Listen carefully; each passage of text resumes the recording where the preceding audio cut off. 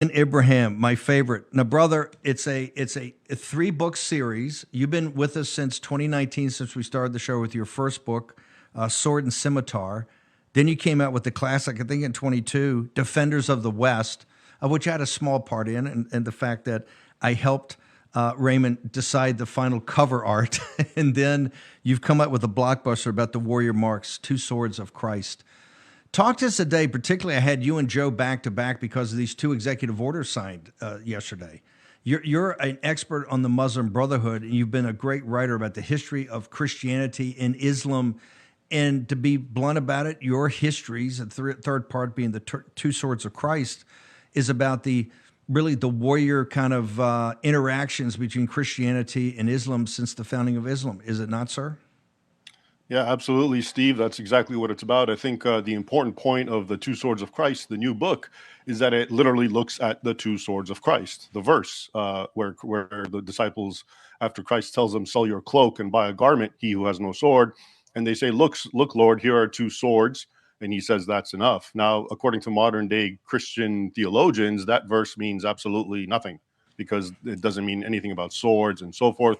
But for the medieval Christians, and especially the Crusaders, it actually meant that there are two swords to be used against two sorts of evil: spiritual evil, which modern day Christians still acknowledge, but also physical, secular, material, corporeal evil, human agency.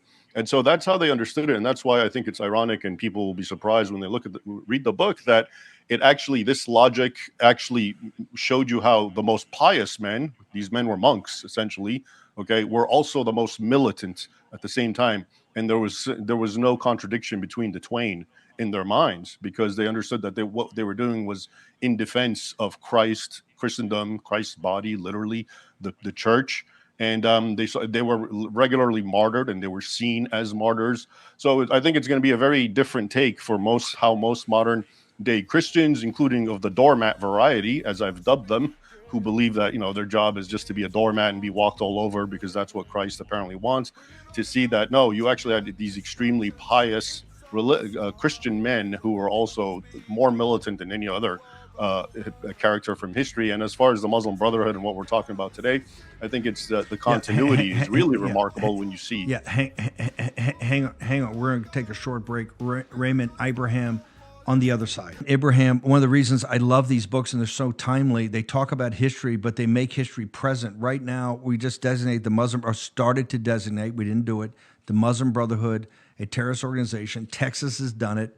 We're in a fight now, as you know and have chronicled. They believed in a church militant.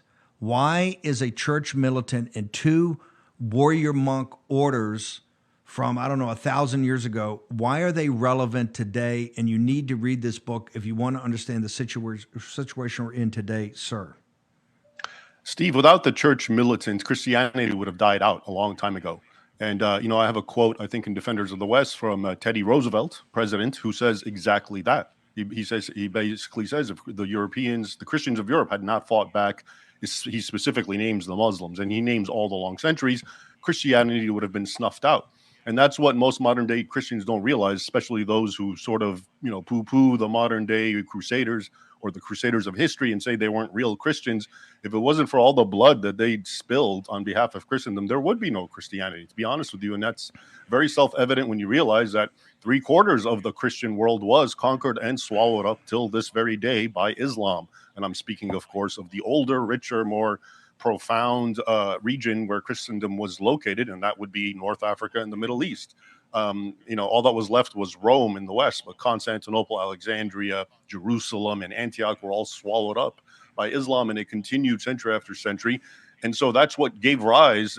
These people weren't militants by nature. They were monks. Think about the Hospitallers, for example. Their whole life was to be hospice workers and serving pilgrims and helping them and taking care of their medical needs and feeding them and giving them their beds.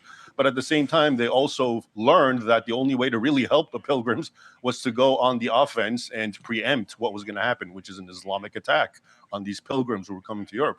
So they had no problem wedding, Christian theology with militancy. And not just them, actually. This goes all the way back, remember, to Augustine. And so many other, I quote a lot extensively, St. Bernard of Clairvaux, who's really the spiritual father of all military orders. And he gives you all the verses, and it shows you the militancy behind it. And it's not just the Old Testament, by the way, as we saw with the two swords of Christ in Luke. So I think if modern day Christians, like I said, I call them doormats. And of course, Christianity teaches love and peace and forgiveness and tolerance, but it's being pulled out of context as if that's all there is to it. What's great about Christianity is that it tempered violence, but it still kept the necessary forms of violence and justice, such as just war theory, which all, of course, fused into what we know as chivalry. And that's what made it really great. But now we have this kind of mood where, you can't do anything, you have to be a doormat, and so forth. Okay. I'm announcing we're going to do a complete hour with Raymond to go through his whole 3-part arc of his story of these 3 books and give special attention to the military orders, the two swords of Christ. Everybody where they go to order it right now, Raymond, where they go to your site for your writings and to order your books. Thanks, Steve. Well, they can get it on Amazon. Today's the release date, actually. So if they order it now, probably on Amazon, they'll get it maybe in a day or two. And from any other online stores, I doubt Barnes & Nobles is going to have it, even though it's a bestseller. But and also my website, RaymondIbrahim.com, has links to various books, and you can also get signed copies from there. We're going to do an hour special with Raymond next week. Raymond Ibrahim, thank you so much, brother. Appreciate it and love the book already. It's just fantastic. Want everybody to get it, particularly if you got a young man in your life. Give it to him. Understand the church militant.